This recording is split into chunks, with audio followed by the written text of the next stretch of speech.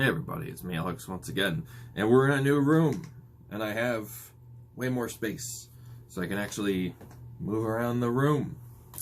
Alright, so what are we going to be talking about? Today, it is about let's just read it, the GCHD, which is the GameCube HD Adapter Mark II. Now, there is obviously an original version of it, and let's just look at the box first before I decide to talk about it. Look at this. It's a little GameCube. It has a little handle on the back too. You can actually like pull up a little bit. That's nice.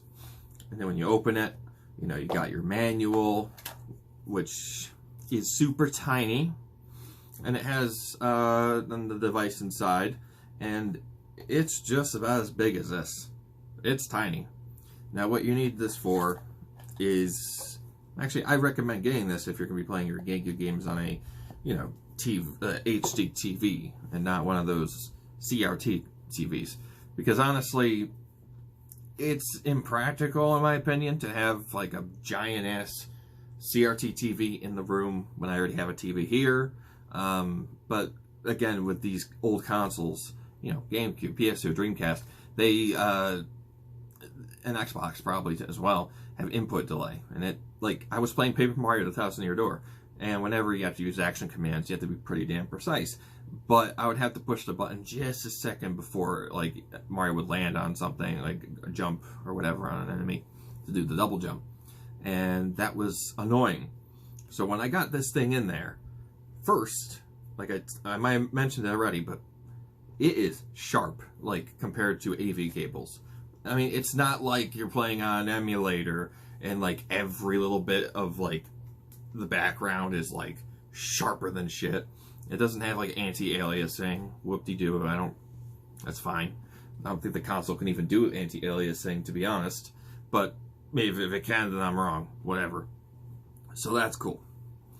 Next. What was it? My brain crash. So the picture. Again, sharp as shit. You can read all the text, finally. Like, without it being all blurry and kind of hard to see. I checked out some split screen modes. One in Phantasy Star Online, episode 1 to Plus. Looks great in 2-player mode. And I've also tried a few other games besides Paper Mario and Phantasy Star Online. I've tried Luigi's Mansion. Looks beautiful. I'm not used to it being that crisp. And then I tried Pokemon Gale of Darkness, which was, I expected it to be really nice, but it doesn't look that much different, even with progressive scan, because you have to hold and to do that, you hold the B button while the whole game is booting up, and then it will have a menu saying, do you want to use progressive scan? I did not know games did that as a kid, so I feel pretty stupid, and whatever. And now, like I think I just mentioned, again, I'm going to be repeating myself sometimes, the input delay. Absolutely zero input delay. It's weird. I got so used to playing GameCube with input delay on these HD TVs that I just thought it was normal. But when I play Luigi's Mansion, Paper Mario, it was so precise and so, like, it's weird. I was like, no, this is not right. This is illegal. And I thought something with HDMI would have made it like lag a little more. I don't know. It's because I have a converter where you put, you know, AV cables into it, and then that will, you know, make it so that it runs through an HDMI cord into the TV. It doesn't upscale it really that well. This does. Now there's an N64 version, which I do want to get sometime, if I ever decide to play N64 again.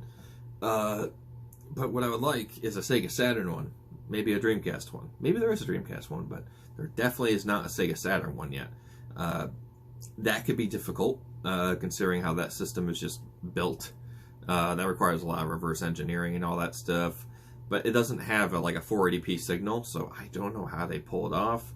But if they can, it'd be brilliant. So, for the asking price, it's supposed to be $150. It's like $220 now.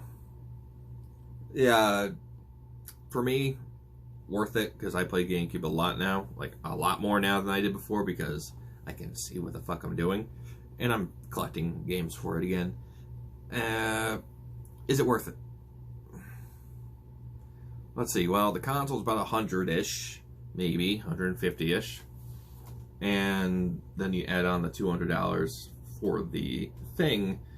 So I mean, it technically is less than a modern game console, and if you have a giant library of games and you already have the console, I guess you could go for it if you really want to play your games again. The asking price is rather high, but I don't know. I don't regret buying it at all, but at the same time, that price is a little steep, so you might want to save up for that one. The N64 one's cheaper. It's $150, so I'm like, okay, maybe a little less. So, but even then, it's still kind of crazy. But like, I've also tried Master Quest, Zelda Ocarina of Time Master Quest. That is sharp as shit too. I was like, yeah, maybe.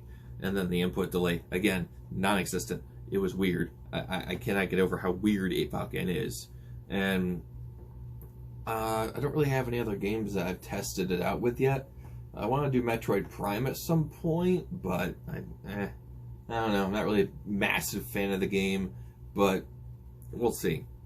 So, yeah, this is the Mark II, by the way. So, I don't really know if there's anything different in terms of the hardware inside of it or anything.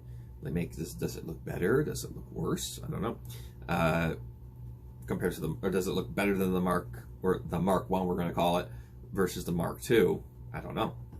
I heard issues that it would be it was a pain in the ass to put that plug into the GameCube. Like, you had to shove it in there and click it. But mine, no problem. I just went right in. So I guess I got lucky. And they did apparently make it easier for you to just put it in there in general. So that was nice. So yeah, I mean, I don't really have much to say about this thing other than it's really fucking good. It may be worth the price point depending on if you want to play your GameCube games again on a modern TV. I think it's better than going out and spending money on a big tube TV and taking up all that space. And honestly, wouldn't you want to play your classic games like on the GameCube in the best picture you can possibly get? I'd say so. I'd want that. I'm more of a graphics whore than I was when I was younger. But this wasn't noticeable on tube TVs because they were built for it. Therefore, the resolution matched very well with it. But now that these things are blown up TVs and you can, it has to stretch the picture a little more, it kind of makes it look a little pixely, if I do say so. So, yeah, that's a pretty good product in my opinion. I can't show you any of it because I don't have a computer or any recording software to even show you it right now. But you can take my word for it. It's the real deal. It's not, a little oh, this will just make it so I can play it through HDMI. No. This does the trick. Trust me. So, anyway, my name is Alex, and I'll be seeing you next time.